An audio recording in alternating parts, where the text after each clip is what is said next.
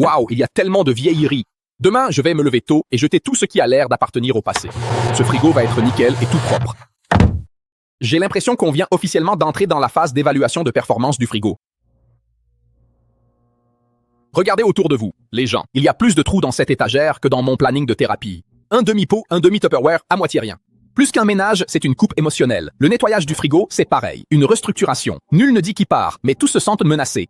Ils commencent par le fond, par les choses dont personne ne se souvient. Et quand on s'en rend compte, la moitié de l'équipe est déjà partie.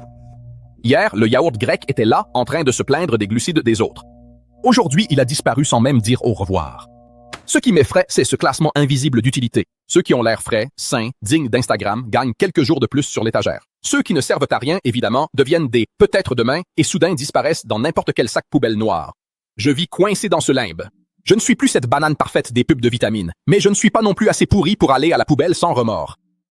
Et le pire, c'est qu'on finit par intérioriser tout ça. Tu as vu le gâteau? Même pas une chance de se défendre, même pas un petit reniflement de bonne volonté. L'un, selon lui, était le dessert du week-end. Le gâteau, c'est comme ce collègue freelance. Il arrive en faisant sensation. Il est le centre de la fête. Tout le monde l'adore tant qu'il est neuf. Et quand il ne rapporte plus rien, on le fait disparaître un vendredi soir. Et le lundi, il y en a déjà un autre à sa place.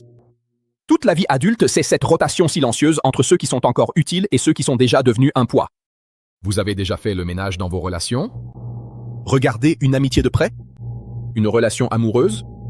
Un contact professionnel?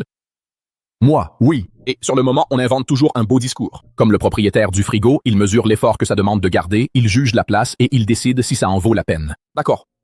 Si la règle du jeu, c'est la survie par l'utilité, alors il faut qu'on joue correctement. On ne peut pas rester là, immobile, en espérant ne pas être notifié. Donc, je dois vendre l'idée que si on me jette, le propriétaire du frigo perd la solution rapide à tous ces matins chaotiques. Exactement. Pomme, tu es le réconfort. Goûter d'enfant, dessert de maman pressée, symbole générique de « je prends un minimum soin de ma santé ». Incroyable. Notre plan de survie va devenir le reflet de la mauvaise conscience du propriétaire du frigo. S'il nous regarde et se dit « si je jette ça, je suis un adulte nul, peut-être qu'on gagnera encore quelques jours d'existence ».